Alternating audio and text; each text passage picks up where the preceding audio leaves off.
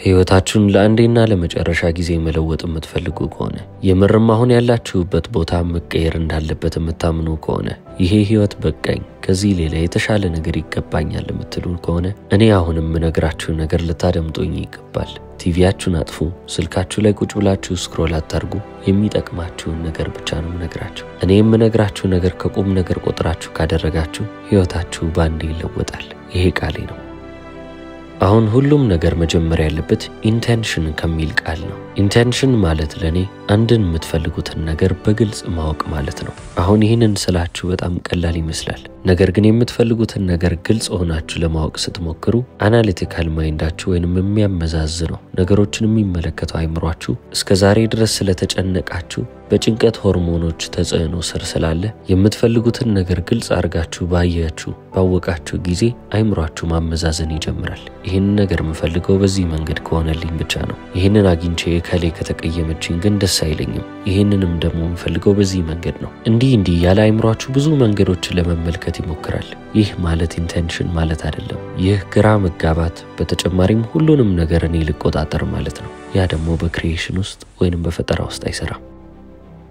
እዚች ምድር ላይ የምትፈልጉትን ነገር ማግኘት የምትፈልጉ ከሆነ አሁን በገለጽኩት መንገድ በፍጹም መሄድ የለባችሁ። ስለዚህ አሁን የምትፈልጉት የሆነ ነገር አለ እንበል። ለምሳሌ መዳን ወይንም ደግሞ ከበሽታ መፈወስ። ስራ የሌላችሁም ደግሞ ስራን ትፈልጉ ይሆናል። ስራ ያላችሁም ደግሞ የተሻለ ስራን ትመኙ ይሆናል። የፍቅር ህይወታችሁ ውስጥ ምንም አስደሳች ነገር ያልተመለከታችሁም ደግሞ አዲስ ፍቅረኛ መያዝን ትፈልጉ ይሆናል ወይንም ደግሞ ትክክለኛ ፍቅርን ማግኘት። እነዚህ ነገሮች የምትፈልጉ ሰዎች ናችሁ ልበል። ስለዚህ አሁን በትክክለኛው መንገድ ስትሄዱ ነገሮች ምን ይመስላሉ ካላችሁ ኢንቴንሽን ማለት የምትፈልጉትን ነገር በግልጽ ማወቅ ነው ብያችኋለሁ። ስለዚህ ዋት ኢፍ የተሰኘውን ጥያቄ ትጠይቃላችሁ። ቢሆንስ የሚለውን ታማችሁ አልጋ ላይ ተኝታችሁ ከሆነ ድኜ ቢሆን ነገሮች ምን ይመስሉ ነበር የሚለውን ጥያቄ። ስራ ሳይኖራችሁ የቀራችሁ ሰዎች ከሆናችሁ ስራ ቢይዝ ኖሮ ነገሮች እንዴት ይሆኑ ነበር የሚለውን ታስባላችሁ። ስራ ይዛችሁ የተሻለ ደሞዝን የምትፈልጉ ሰዎች ከሆናችሁም ደግሞ በዛ መንገድ ታስባላችሁ። ፍቅረኛ ወይንም ትክክለኛ ፍቅርን የምትፈልጉ ሰዎች ትክክለኛ ፍቅር ባገኝ ህይወቴ ምን ሊመስል ይችላል ብላችሁ ትጠይቃላችሁ። ነገሮች እንዲህ ቢሆኑልኝስ የሚለውን ጥያቄ ከጠየቃችሁ በኋላ አይምሯችሁ ውስጥ ምን ይፈጠራል ካላችሁ ፍሮንታል ሎብ የተሰኘው የአይምሯችን ክፍል ማለትም ደግሞ ከአይምሯችን 40% የሚሆነውን ቦታ የሚወስደው በተጨማሪም ደግሞ የአይምሮ ወርክሾፕ የሆነበት ቦታ ነው። ክሪኤቲቪቲን ወይንም ፈጠራን ሃንድል ያደርጋል። ከሁሉም የአይምሮ ክፍሎች ጋርም ደግሞ ግንኙነት አለው። ታዲያ ይሄንን ክፍት የሆነ ጥያቄ ስትጠይቁ ክሪኤቲቭ ማይንዳችሁ ወይንም አሁን ያልኳችሁ የአይምሯችሁ ክፍል ቶሎ መንቀሳቀስ ይጀምራል። ምክንያቱም የሱ ሙያ ነው። እሱ ማድረግ የሚችለውን ነገር ነው የጠየቃችሁት። ይሄ ነገር ምን ሊመስል ይችላል ስትሉ እስቲ ምን ማድረግ እችላለሁ ብሎ ማሰብንና ማሰላሰልን ይጀምራል። አይምሯችሁ ውስጥ ያሉ የተለያዩ ኒውሮኖችን እየጠራ ከነሱ ላይ ኢንፎርሜሽንን ይወስዳል። እነዚህ መረጃዎች እስከዛሬ ድረስ የተማራችሁትን ያወቃችሁት ነገር ስብስብ ናቸው። የተማራችሁትም ነገር ባይሆን ኤክስፒሪየንስ ያደረጋችሁት ነገር ይሆናል። ለምሳሌ በፍቅር መውደቅ ምን ማለት እንደሆነ ነው ያውቀዋለሁ፣ ስሜቱን እረዳዋለሁ የሚል ሰው ያንን ነገር ተምሮት ሳይሆን ኤክስፒሪየንስ አድርጎት ነው። ታዲያ እናንተ ፍሮንታል ሎብ ይሄንን የፈጠራ ስራ ሃንድል የሚያደርገው የአይምሯችሁ ክፍል እነዚህን ሁሉ መረጃዎች እስከዛሬ ያወቃችሁትንም የተሰማችሁትንም ያያችሁትንም ነገር ይወስድና ፍጹም በሆነ መልኩ እያንዳንዷን ነገር አንድ ላይ ያጣመረ ይመጣል። ታዲያ ሁሉም ነገር አንድ ላይ ሲሆን የሆነ አይዲያ ይፈጠራል ወይንም ደግሞ ሐሳብ፣ አዲስ ራዕይ ታገኛላችሁ። ያ ራዕይ አይምሯችሁ ውስጥ ጥርት ያለ ምስልን ያመጣላችኋል። ይህም ጥርት ያለው ምስል ኢንቴንሽን ይባላል። ታዲያ ይህንን ምስል የበለጠ ግልጽ እያደረገው የሚሄደው ነገር ምንድነው ካላችሁ እናንተ የምትፈልጉትን ነገር በደንብ ማወቃችሁ ነው። ለምሳሌ ስራ አላችሁ፣ ነገር ግን የተሻለ ስራን ትፈልጋላችሁ። እዛ የተሻለ ስራ ላይ ስንት እንዲከፈላችሁ ነው የምትፈልጉት? ገንዘቡን ከነመጠኑ ታውቃላችሁ ወይ? ከምን አይነት ሰዎች ጋርስ ነው መስራት የምትፈልጉት? የት አካባቢ ነው ስራችሁ እንዲሆን የምትፈልጉት? እነዚህን ሁሉ ዲቴይሎች ባወቃችሁ ቁጥር ምስሉ የበለጠ ክሊር እየሆነ ወይንም ግልጽ እየሆነላችሁ ይመጣል። ታዲያ ይህ ምስል ለእናንተ የሆነ አንድ ምስል ብቻ ሊሆን ይችላል። ምናልባት ስራ ወይንም ጥሩ ስራ የሚል ምስል ይሆናል። አሊያም ደግሞ ራሳችሁን በሚያምር ቢሮ ውስጥ ቁጭ ብላችሁ ትመለከቱት ይሆናል። ምንም ይሁን ብቻ ያ ምስል እነዚህን ሁሉ ኮንዲሽኖች ሪፕሬዘንት ያደርጋል ወይንም ይወክላል። እስካሁን ያስቀመጣችሁትን መስፈርት ማለት ነው። ታዲያ አሁን ኢንቴንሽን አንድ ክሊር የሆነ ወይንም ግልጽ የሆነ ስዕል ነው። እንደ ሲምቦል ወይንም እንደ ምልክት አድርጋችሁ አስቡት። ለምሳሌ ሆቴል መገንባት የሚፈልግ አንድ ሰው ያንን ሆቴል በምስል መልክ ሊመለከተው ይችላል አይምሮ ውስጥ። ታዲያ ያ ኢንቴንሽን ይባላል። ምስሉን ከተመለከተው በኋላ ግን እዛ ሆቴል ውስጥ ራሱን ሲገባ ያያል፣ ሲንቀሳቀስ ያያል። ያ ማለት ደግሞ ድሪም ሆነ ማለት ነው፣ ወይንም በህልም ውስጥ እየኖረ ነው ማለት ነው። እዛ ውስጥ መንቀሳቀስ ችሏል። ኮንትሮል የሚደረግ ወይንም ደግሞ የምትቆጣጠሩት ህልም ይሆናል። ብዙ ጊዜ ዴይ ድሪሚንግ ይባላል። ኢማጂኔሽን በሚለው ትይዙታላችሁ። ያ ምስል የነበረው ወደ ቪዲዮ ሲቀየር፣ ወደ ተንቀሳቃሽ ምስልነት ሲቀየር፣ እናንተም በዛ ህልማችሁ ውስጥ ስትንቀሳቀሱ የምትፈልጉትን ነገር ስታደርጉ ራሳችሁን ስትመለከቱት አሁን ክሪኤቲቭ የሆነው ቦታ ላይ ደርሳችኋል። የፈጠራ ስራው የሚሰራበት ቦታ። ታዲያ የምርም እናንተ ያንን እየኖራችሁ እንዳላችሁ አርጋችሁ ስትኖሩ ማድረግ የምትፈልጉትን ነገር እያደረጋችሁ የምርም እየተንቀሳቀሳችሁ ስታልፉ የወደፊት ህይወታችሁ ውስጥ እየኖራችሁ ነው። አይምሯችሁ ግን ይሄንን አያውቅም። አሁን እየተፈጠረ ያለ ነገር ነው የሚመስለው። አይምሯችን ሁል ጊዜም ቢሆን እዚህች ምድር ላይ የምናደርጋቸው ወይንም እዚህች ምድር ላይ የምርም የሚፈጠሩትን ነገሮችና አይምሯችን ውስጥ የምናደርጋቸውን ነገሮች መለየት አይችልም። ስለዚህ እናንተ የበለጠ በምናብ እይታችሁ ውስጥ የምትፈልጉትን ህይወት በኖራችሁ ቁጥር የምርም አይምሯችሁ ያ ህይወት የእናንተ እንደሆነ እያመነ ይመጣል። ስለዚህ አይምሯችሁን እንደ ትውስታ ማሽን አርጋችሁ እስከዛሬ ተጠቅማችሁታል። ካሁን በኋላ ግን ወደፊት ህይወታችሁ የሚወስዳችሁ ካርታ ሆኖ ያገለግላችኋል። አሁን አብዛኛው ሰው የሚቆመው እዚህ ደረጃ ላይ ነው። ከዚህ የተሻለ አንድ ደረጃ አለ። እስካሁን ኢንቴንሽን የተባለው ደረጃ ላይ ነው ያለነው። ኢንቴንሽን ወይንም የምትፈልጉትን ነገር በግልጽ አውቃችሁ እዛ ውስጥ መንቀሳቀሳችሁን ወደ ህይወት የሚያመጣው ነገር ኢሞሽን ወይንም ስሜት ይባላል።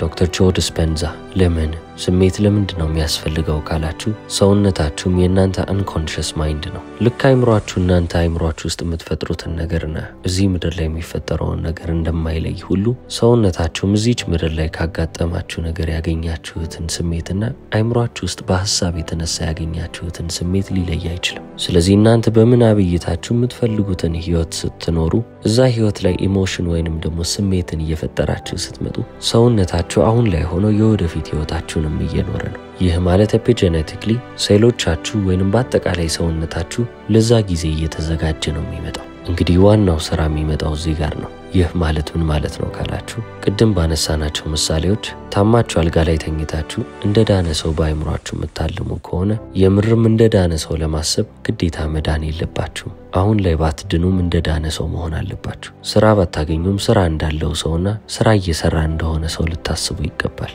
ፍቅረኛ ባይኖራችሁም ፍቅረኛ እንዳላችሁና ትክክለኛ ፍቅርን እያገኛችሁ እንደሆነ ልታምኑ ይገባል። የምትፈልጉት ነገር እንዳለ እዚች ምድር ላይ እየተፈጠረላችሁ ሄደው መጀመሪያ ያንን ነገር ሆናችሁ ስትገኙ ነው። ታዲያ በህመም ምክንያት አልጋ ላይ ተኝታችሁ ከሆነ ያ የሙሉነት ስሜት ሲሰማችሁ ብቻ ነው መዳኑ የሚመጣላችሁ። የተፈቀራችሁ እንደሆናችሁ ወይንም የተወደዳችሁ እንደሆናችሁ ለማሰብ ሰው ከምትጠብቁ መጀመሪያ እንደተወደዳችሁና እንደተፈቀራችሁ አምናችሁ የምትኖሩ ሰዎች መሆን አለባችሁ። ከዛ በኋላ ነው ለእናንተ ትክክለኛው ሰው ወደ ህይወታችሁ የሚመጣው። እስከዛሬ ለመድነው ግን እንደዚህ አይደለም። ካገባው በኋላ ደስተኛ ሆናለሁ፣ ገንዘብ ካገኘው በኋላ ህይወቴ ይቀላል፣ ከዳንኩ በኋላ መንቀሳቀስ እችላለሁ። እነዚህ ናቸው የኛ ሐሳቦች። ትክክለኛው መንገድ ግን መጀመሪያ የምትፈልጉትን ስሜት ትይዛላችሁ፣ ከዛ የምትፈልጉት ነገር ይመጣል ነው። በህይወታችሁ ውስጥ ከእናንተ ውጪ ያለ ነገር ውስጣችሁን እንዲለውጥላችሁ አጠብቁ። ውስጣችሁን ስትለውጡ ነው ውጫዊ ነገራችሁ የሚለወጠው። ስለዚህ ኢንቴንሽን እና ኢሞሽን በዚህ አሁን ባልኳችሁ ምሳሌ መሰረት ምን ሊመስል ይችላል? አንዲት ሴት የምትፈልገውን አይነት ወንድ እያሰበች ነው። ያ ሰው ምን አይነት ሰው ሊሆን ይችላል? ምን አይነት ባህሪዎች አሉት? እነዚህን ሁሉ ነገሮች ታስባለች። እነዚህ ሁሉ ነገሮች ኢንቴንሽን እና ኮንዲሽንስ ይባላሉ። ኢንቴንሽን ዓላማ የምትፈልገው ነገር ነው፣ ጥርት አድርጋ ያወቀችው። ኮንዲሽን ደግሞ ያ ሰው እንዲያሟላ የምትፈልጋቸው ነገሮች ናቸው። እነዚህ ብቻ ግን በቂ አይደሉም። እዚህ ላይ ምን ይጨመራል ብያቸዋለሁ? ኢሞሽን። የተወደደች እንደሆነች የተፈቀረች እንደሆነች ገና ሰውየው ሳይመጣ ሊሰማት ይገባል። ካለበለዚያ ይሄ ሁሉ ነገር አይፈጠርም። ለምሳሌ እቺ ሴት ከኔ ከጆ ዲስፔንዛ ጋር የፍቅር ግንኙነት ውስጥ መግባት ትፈልጋለች ልበል። እሷ እንደተወደደች ማታመን ከሆነ ምንም ለኔ የምታመጣልኝ ፍቅር ወይንም ደግሞ መውደድ የለም ማለት ነው። ስለዚህ አውቶማቲክሊ ያቺን ልጅን ያልወዳትም ወይንም ደግሞ አልፈልጋትም ማለት ጀምራለሁ። ምክንያቱም ውስጧ ባዶ እንደሆነ ውስጤ እየተረዳው ይመጣል። ምንም እንኳን አላቅም ምን እየተፈጠረ እንደሆነም ልብ ላልል እችላለሁ፣ ነገር ግን ለወዳት አልችልም። ራሷን ግን እንደተወደደች እንደተፈቀረች የምትመለከት ሴት ከሆነች የምርም እኔ ወደ እሷ የሚወስደኝ ነገር ይኖራል። ልቤ እሷን ይፈልጋል። አሁን በደንብ እየተግባባን እንደሆነ ተስፋ አደርጋለሁ። ሁሉም ነገር የሚጀምረው ከአዌርነስ ወይንም ደግሞ ከግንዛቤ ነው። ቀኑን ሙሉ ሐሳባችሁ ምን እያለ እንደሆነ፣ ስሜታችሁ ምን እያለ እንደሆነ ልትገነዘቡና ልትመለከቱ ይገባል። አሁን ያላችሁበት የማትፈልጉት ህይወት ላይ እንዲያጣብቁ ያስቀራችሁ እነዛ ሐሳቦችና ስሜቶች ናቸው። ስለዚህ እነዛን አውቃችሁ ወደምትፈልጉት ሐሳብና ስሜት መለወጥ ይገባችኋል። ብዙ ሰው የድሮ ማንነታቸውን ይዘው አዲስ ህይወትን ለመመስረት ሲሞክሩ ትመለከታላችሁ። ህይወታቸውን ሙሉ ቢዳክሩ ቢለፉ የማይለወጡት ለዚህ ነው። የድሮ ማንነት መጀመሪያ መሞት አለበት። አዲስ ማንነታችሁን ስትይዙ ነው አዲሱን ህይወታችሁን የምታገኙት። ሀብታም የሆነ ሰው ድሃ እንደሆነ ሰው አያስብም። ሁሌም ቢሆን ብር እንዳጣ ሰው እየተጨነቀ ዛሬ የምበላው ነገር የለኝም እያለ አያስብም። ስለዚህ እናንተ በህይወታችሁ ውስጥ ሀብትን መትረፍረፍን የምትመኙ ከሆነ እጦትን ልታስቀሩት ይገባል። እጦትን የተሸከመውን ማንነታችሁን በዛው ልታሰናብቱት ይገባል። ሙሉ ጤና ያለውንም ሰው ከተመለከታችሁ እንደታመመ ሰው ሲሆን አታዩትም። እንደታመመ ሰውም አያስብም። ስለዚህ የታመመው ሰው ጤነኛው ሰው እንደሚያስበው ማሰብ ሲጀምር የዛኔ እየተፈወሰ እየዳነ ይመጣል። ስለዚህ መፍትሄው ሳላችሁ መፍትሄው አንድና አንድ ነው። የድሮውን ማንነታችሁን ትታችሁ ከወደፊት ማንነታችሁ ጋር ራሳችሁን አጣብቁ። ወደፊት መሆን የምትፈልጉትን ሰው አሁን ላይ ተላብሳችሁት ሂዱ። ይሄ ሲወራ ቀላል ይሆናል። ትልቁ ስራ አሁን ወደ አክሽን ወይንም ወደ ተግባር ስትገቡ ነው። ተግባራችሁ ምንድነው ብያችኋለሁ? አዌርነስ ወይንም ደግሞ ግንዛቤ። ሁሌም ቢሆን ነቅታችሁ ልትጠብቁ ይገባል። በየቀኑ፣ በየሰዓቱ፣ በየሰከንዱ ምን አይነት ማንነትን ይዛችሁ እየሄዳችሁ እንደሆነ ልታውቁ፣ ልትገነዘቡ፣ ልትመለከቱ ይገባል። እናንተን ወደ ቀድሞ ማንነታችሁ የሚጎትታችሁ ሐሳብ ወይንም ስሜት ሰተት ብሎ እንዳያመልጣችሁ ሁሌም ቢሆን ልትጠነቀቁ ይገባል። ለዚህ ነው ማንነታችሁን በየሰከንዱ ተመልከቱ ያልኩት። ይህንን ስል በህይወታችሁ ብዙ ነገሮች ይፈጠራሉ። እነዛ ነገሮች እናንተን ስሜታዊ እንዳያረጓችሁ። የድሮ ማንነታችሁ የሚበሳጭባቸው ነገሮች አዲሱ ማንነታችሁ የሚበሳጭባቸው ነገሮች አይደሉም። የድሮ ማንነታችሁ የሚጨነቅባቸው ነገሮች አዲሱ ማንነቱ ምንም ግድ የማይሰጠው ነገሮች ናቸው። ስለዚህ እነዚህን ሁሉ ልብ በሉ። የተጨነቃችሁ ሰዓት፣ ወደ ኋላ ያሰባችሁ ሰዓት፣ በህይወታችሁ ተነሳስታችሁ ያማረራችሁ ሰዓት ወይንም የሆነ ነገር አስጠላኝ ባላችሁ ሰዓት ወደ ድሮ ማንነታችሁ ተመልሳችኋል። ንቁ። እንደ ድሮ ሰዎችን መውቀስ አትችሉም። እንደ ድሮ ሰዎች ላይ ማሳበብ አትችሉም። እንደ ድሮ ቀኑን ሙሉ ስታማሩ መዋል አትችሉም። ምንም እንኳን የሚያበሳጫችሁ ሰው ቢኖር፣ ምንም እንኳን እንዲያማራችሁ የሚያረጋችሁ ነገር ቢኖር፣ ምንም እንኳን የምር ጥፋተኛ ሌላ ሰው ቢሆን፣ እነዚህ ሁሉ ነገሮች ፈተና ናቸው። እናንተ የምርም ያላችሁትን ሰው እንደሆናችሁ ህይወት የምታረጋግጥበት መንገድ ነው። በህይወታችሁ ውስጥ እንደዚህ አይነት ነገሮች ተፈጥረው እናንተ የራሳችሁን አዲሱን ማንነት አጥብቃችሁ ይዛችሁ ምንም ሳትረበሹ የምታልፉ ከሆነ ያኔ ፈተናውን አለፋችሁ ማለት ነው።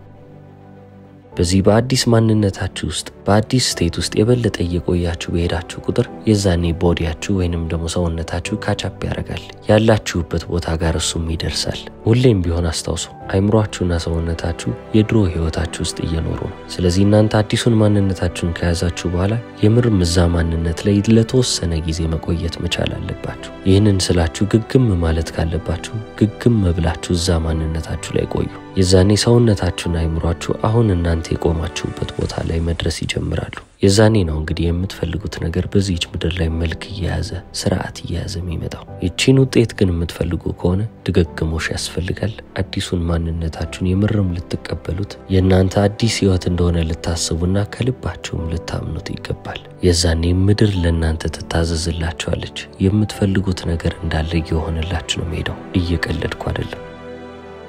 ለዚህ ሁሉ ነገር የመጀመሪያው እርምጃ ምንድነው ካላችሁ፣ አይምሯችሁን ጥቅጥቅ አርጋችሁ በእውቀት ልትሞሉት ይገባል። ቲቪውን አጥፉት። ቲክቶክ ላይ ቁጭ ብላችሁ ጊዜያችሁን አታባክኑ። አይምሯችሁን የሚሞላላችሁ የሚያድስላችሁ የምርም የሚያነሳሳችሁን ነገር ብቻ ተመልከቱ። እስካሁን ድረስ ያወራሁት ነገር እንዳለ ኤክስፒሪየንስ ነው። በህይወታችሁ ተሞክሮ የምታደርጉት ነገር ነው። ሁሌም ግን መዘንጋት የሌለባችሁ ነገር ተሞክሮ ከእውቀት በፊት አይመጣም። መጀመሪያ እውቀት ከመጣ በኋላ ነው ተሞክሮ የሚከተለው። ስለዚህ አሁንም ማወራውን ነገር የበለጠ ልታውቁት ይገባል። የበለጠ እያወቃችሁትም ስትመጡ ነው የበለጠ እየተገበራችሁት የበለጠ መለውን ነገር እየተረዳችሁ የምትመጡት። በህይወታችሁ የተለያዩ ነገሮች ሲፈጠሩ የበለጠ ዝግጁና ብቁ ሆናችሁ የምትሄዱት የበለጠ ስለ ጉዳዩ እያወቃችሁ ስትሄዱ ነው። አንዴም ቢሆን ያንን ኢንቴንሽን እያጣችሁት ከመጣችሁ፣ እየረሳችሁት ከመጣችሁ፣ ራእያችሁ ከዓይናችሁ ላይ ከሄደ ስሜታዊ ሆናችኋል ማለት ነው። መንገድ ስታችኋል። ራእያችሁን ማየት የተሳናችሁ ቀን የዛኔ የወደፊት ህይወታችሁን በድሮ መነጽራችሁ ለመመልከት የሞከራችሁ ቀን ነው። ያ ደግሞ አይሆንም ብያችኋለሁ። ጠዋት እንደተነሳችሁ ካልጋችሁ ተነሱ። ለራሳችሁ ጊዜ ስጡ።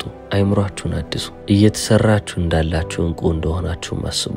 የወደፊት ህይወታችሁን አስተውላችሁ ሆን ብላችሁ እየሰራችሁ ካልሆነ በድሮ ህይወት ውስጥ ፕሬዲክቲብል ሆናችሁ ተገማች ሆናችሁ ህይወታችሁን ሙሉ ታሳልፋላችሁ። ጠዋት እንደተነሳችሁ ራሳችሁን ጠይቁት። አንድ ቀን ያለኝ አንድ ህይወት፣ ስለዚህ ዛሬ እንዴት ነው ታላቁን ማንነቴን ልሆን የምችለው በሉ። ታላቅ ሰው እንዴት ነው አክት የሚያደርገው? ታላቅ ሰው እንዴት ነው የሚያስበው? ታላቅ ሰው ምን አይነት ስሜት ነው የሚሰማው? ወደፊት የምሆነውን ሰው ገና ካሁኑ ለሰውነቴ ማስተማር መቻል አለብኝ ብላችሁ አስቡ። ከራሳችሁ ጋርም ልታስይዙ ይገባል። ወደፊት የምሆነውን ሰው እንደሆንኩ አርጌ እስኪሰማኝ ድረስ፣ ያ ስሜት እስኪወረኝ ድረስ፣ ካሁኑ የተለየ ስሜት እስኪሰማኝ ድረስ ከዚህ መቀመጫ አልነሳም፣ ከዚህ ሜዲቴሽን ንቅንቅ አልልም ብላችሁ ከራሳችሁ ጋር አስይዙ። የዛኔ ህይወታችሁ እንዴት እንደሚለወጥ ትመለከታላችሁ። ቃሌን እሰጣችኋለሁ። አሁን ያልኩትን ነገር እንዳለ ከልባችሁ ካደረጋችሁ የምሬን ነው ሌላ ህይወት ነው የምትኖሩት። አሜሪካን ኒውሮሳይንቲስት ሪሰርቸር እና ሌክቸረር ዶክተር ጆ ዲስፔንዛ። እስከ መጨረሻው ድረስ ስለተከታተላችሁ አመሰግናለሁ።